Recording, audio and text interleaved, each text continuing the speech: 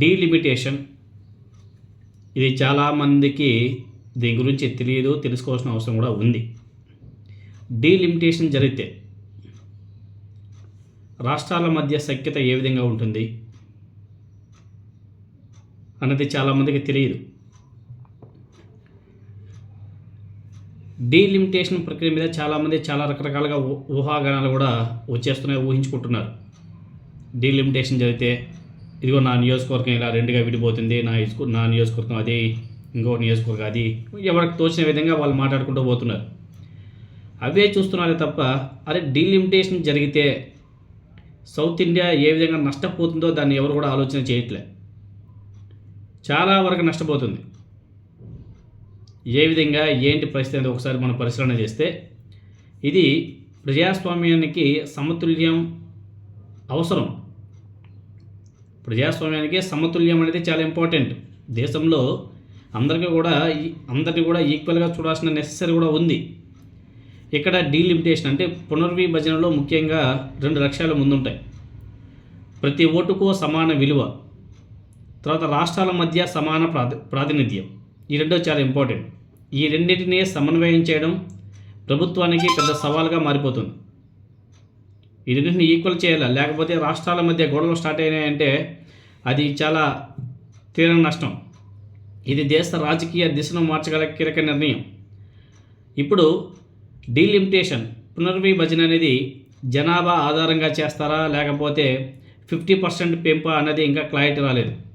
అన్న ప్రశ్నకు సమాధానం రాబోయే రోజుల్లో స్పష్టత రాబోతుంది, ఇంకా రాలేదు.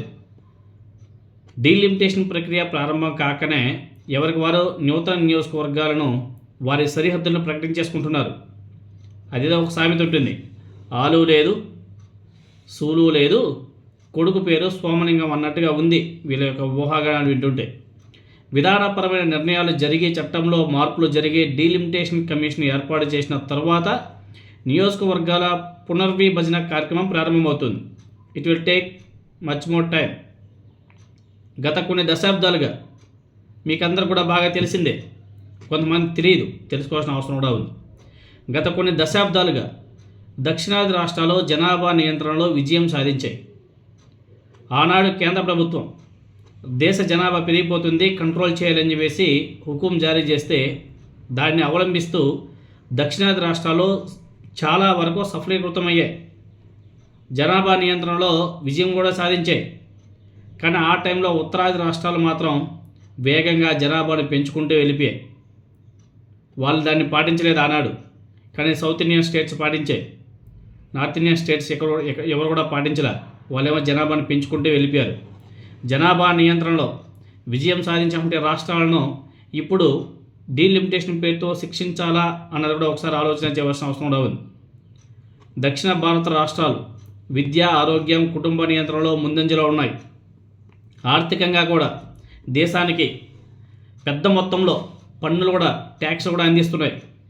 అయితే ఈ పునర్విభజన వల్ల డీలిమిటేషన్ వల్ల వారి పార్లమెంట్ శక్తి తగ్గవచ్చు, సౌత్ ఇండియన్ స్టేట్ యొక్క పార్లమెంట్ శక్తి తగ్గవచ్చు, జాతీయ విధానాలపై ప్రభావం తగ్గే ప్రమాదం కూడా ఉంది. ఇది ప్రాంతీయ అసమానతలకు దారి తీయవచ్చు. జాతీయ రాజకీయాల్లో ఉత్తర భారత ఆధిపత్యం పెరిగే దక్షిణ రాష్ట్రాల అభిప్రాయాలు పక్కకి నెట్టబడే అవకాశం కూడా ఉంటుంది. ఇది చాలా పెద్ద ఇష్యూ. ఇది దేశ సమగ్రత మీద కూడా ప్రశ్నలు లేవనెత్తబోతుంది. సమగ్ర చర్చ అవసరం. దీని మీద అన్ని రాష్ట్రాల అభిప్రాయాలతో నిర్ణయం తీసుకోవాల్సిన అవసరం కూడా ఉంటుంది.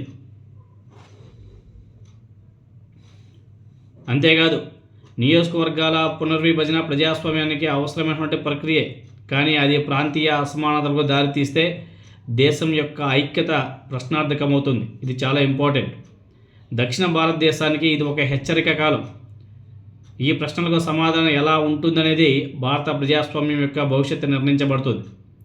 పరిస్థితి ఎలా ఉంటుందో చూడాలి.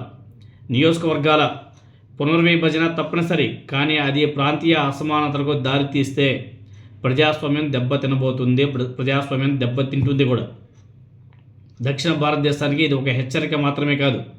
నియోజకవర్గాల పునర్విభజనలో దక్షిణ భారతానికి న్యాయం కావాలంటే సమానత్వం కోసం, సమగ్ర విధానాల కోసం గొంతెత్తే సమయం కూడా వచ్చిందనేసి చాలామంది నిపుణులంతా కూడా చెప్తున్నారు. ఇది భారత ప్రజాస్వామ్యం యొక్క భవిష్యత్ ఈ సమతుల్యత మీద ఆధారపడి కూడా ఉంటుంది. కేంద్రానికి ఇది ఒక పరీక్ష. సంఖ్యల ఆధారంగా నిర్ణయం తీసుకుంటారా లేక సమానత్వాన్ని కాపాడుతారా? భారత ప్రజాస్వామ్యం యొక్క భవిష్యత్తు ఈ సమతుల్యత మీద ఆధారపడి ఉంది అనేసి చాలామంది రాజకీయ నిపుణులంతా కూడా చెప్తున్నారు. మరి దీని మీద రాష్ట్ర ప్రభుత్వాలు ఏ విధంగా స్పందిస్తాయనేది చూడాలి. ఆల్రెడీ తెలంగాణ ముఖ్యమంత్రి రేవంత్ రెడ్డి గారు గొంతెత్తాడు. ఇది సౌత్ ఇండియా స్టేట్స్కు అన్యాయం జరగనివ్వమని చెప్పేసి ఆల్రెడీ ఆయన స్టేట్మెంట్ ఇచ్చాడు. మిగతా రాష్ట్రాల్లో కూడా ఇది పెరిగేదే కానీ తగ్గేది ఉండదు. కాబట్టి దీని మీద కేంద్ర ప్రభుత్వాలు ఏ విధంగా డెసిషన్ తీసుకుంటాయనేది కూడా చూడాలి.